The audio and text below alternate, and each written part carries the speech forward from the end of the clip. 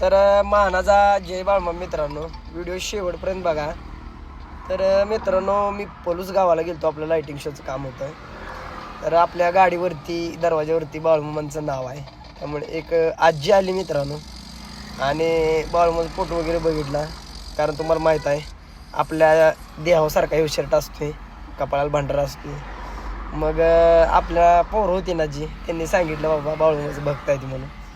तर ती स्वतः आजी होती मित्रांनो, 60-65 वर्षाची आजी होती. ती स्वतः माझ्याकडे आली आणि माझ्या पायाच पडायला लागली. पण मी काय पाया पडून दिलं नाही मित्रांनो. तिला म्हणलं आपण काय देव नाही काय नाही, मामांचे फोटो आहे, मामांच्या पाया पडा.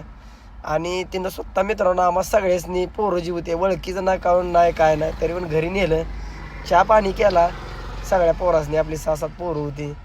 खरंच मित्रांनो, मामांमुळे आपली एवढी ओळख होत्या, मामांमुळे आपल्याला एवढी लोक विचारते ती.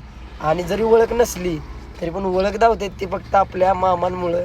आणि एवढी ओळख झाली मित्रांनो मामांच्यामुळे की बा असं 4-5 जिल्ह्यात ओळख, जिथं जाईल तिथं ओळख फक्त ही मामांमुळे शक्य आहे. म्हणून माझं तुम्हाला कायम सांगणं असते, मामांच्या मेंढीमुळे सेवा कधी चुकवू नका आणि मामाची भक्ती कधी चुकवू नका.